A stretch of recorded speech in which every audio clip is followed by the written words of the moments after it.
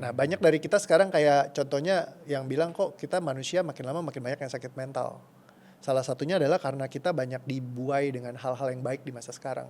Beda sama orang dulu tuh di tempatnya tuh lebih dihajar banget gitu. Dan persepsinya itu sangat mempengaruhi bro. Karena waktu dulu saya waktu masih muda, ketika kayaknya gue tua banget gitu ya.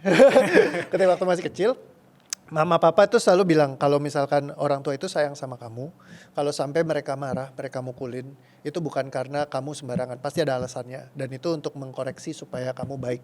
Jadi kayak kalau mereka masih marahin artinya mereka masih sayang dan masih cinta, masih peduli, ya kan? Dan dikasih dalilnya kalau di keyakinanku ada hukumlah anakmu dengan rotan karena rotan tidak membuatnya mati tetapi ketidaktahuan membinasakan dia. Jadi supaya kamu nggak binasa mungkin kamu perlu dirotan, bukan berarti mama papa rotanin terus, enggak. Cuman ya buat kalian tertentu kalau perlu dirotan, perlu dipukulin untuk koreksi dan supaya kamu tahu mana salah malah enggak, itu ya perlu dilakukan.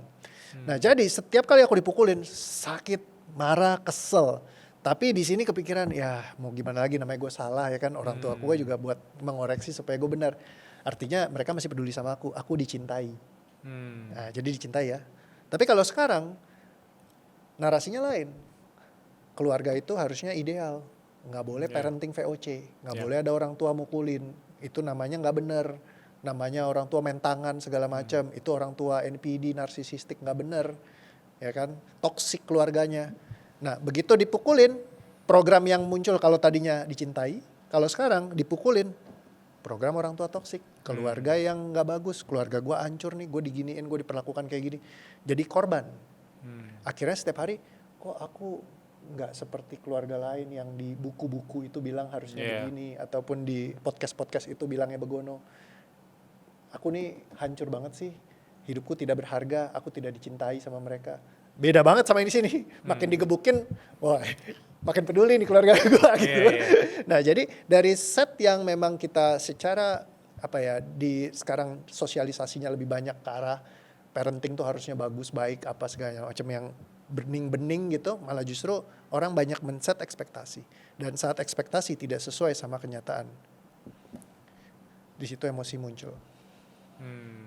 Jadi akhirnya banyak orang yang terjebak dengan beban emosi, ketidakpuasan, karena all expectation yang hidup tuh harus balance, semuanya harus bagus, kehidupan harus adil, tapi ya akhirnya jadi malah kita terbebani sendiri sama semua rules-rules itu. Apakah itu yang bikin Gen Z dikit-dikit healing? Gen Z dikit-dikit self-reward? Bisa jadi, karena memang didoktrinasi yang baik adalah seperti itu, yang ideal adalah seperti itu. Ketika mereka tahu, kita akan spot on. Contohnya waktu aku dulu datang ke acara penyuluhan demensia. Jadi ini kuliah dosen tamu, tolong semua mahasiswa wajib hadir. Saya masuk sana, nonton, akhirnya saya ngerti apa itu demensia. Oh demensia tuh gini, terus gejala awal demensia kayak apa. Demensia bisa juga buat anak muda. Nah mulai dari hari itu, lupa naruh barang. Wah, jangan-jangan gue demensia. Ya kan? Terus lupa nama orang, aduh demensia nih. Terus kayak lupa, abis ini tas gue mau ngerjain apa sih? Wah kelupaan, waduh gila, aduh demensia nih. Jadi kayak akhirnya semua yang aku spot on kelihatannya jadi demensia. Nah ini kalau kita nggak ngerti cara beresin ya jadi ngeganggu terus-terusan tuh. Jadi semakin kita tahu masuknya namanya prior update kalau misalkan di neuroscience. Saat kita nggak tahu terus kita jadi tahu. Tadinya kita experiential blindness, kita nggak ngerti nih karena nggak banyak label-label aturan tadi. Nah makin ada tahu orang tuh VOC itu apa, karakteristiknya begini. Kita cocokologikan.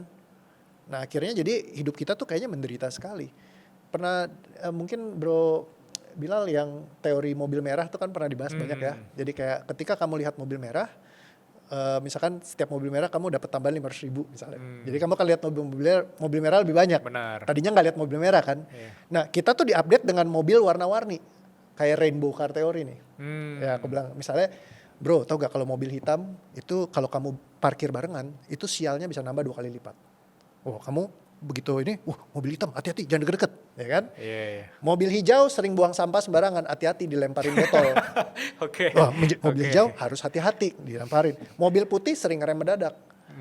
Kalau mobil warna kuning misalkan itu sering putar balik sembarangan, ya kan? Mobil warna biru lawan arah.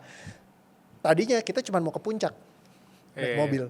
Begitu udah kena prior update semua, Wah mobil biru, waduh mobil hijau, waduh mobil kuning, waduh mobil. Orang jadi anxiety. Iya. Jadi semakin lu tahu macam-macam, semakin bego. Jadi makin nonton aja tuh yang segala macam yang bagus-bagus, makan. Iya. Makin pusing kepala. Karena idealnya harusnya begini, nggak boleh lah tubuh gua sakit, gua harusnya sehat apa segala macam. Menurut dokter kalau mau tidur tuh harus penelitiannya bilang mesti 8 jam, terus kalau misalkan ini mesti tidurnya tuh lelap, nyenyak. Akhirnya mau tidur aja banyak aturan. Iya. Aduh harus 8 jam nih. Iya. Waktunya tadi ngerjain ini udah sampai jam 2. Besok pagi udah masih bangun. Wah tinggal sisa 4 jam, gimana nih nanti gak sehat terus jadi sakit. Bangun pasti lemas. Begitu bangun. Pasti lemas. Ya. Karena belief is a comment to the nervous system. Wow, itu menarik sekali sih. Karena tadi aku mikirnya kayak even kakek aku sendiri, Ya. itu dari dulu sampai sekarang juga tidur selalu on time. Kayak dia tidur jam 9 malam, bangun jam 5 pagi, terus paginya dia naik sepeda gitu. Iya. Nah, anak-anak muda sekarang itu karena kebanyakan akses ya. Ya. Kita terus Doktrinasi. diserbu jutaan informasi. Kita merasa kurang pintar. Ya. Kita hajar informasi sampai jam 12 malam. Kita bangun jam 5 pagi. Kok kayak ada yang kurang ya? Iya. Kita buka HP lagi jam 5 pagi sampai jam 7 pagi gitu. itu sebenarnya dari sisi teknologi semakin maju, justru kita merasa bahwa kita semakin kurang. Ya.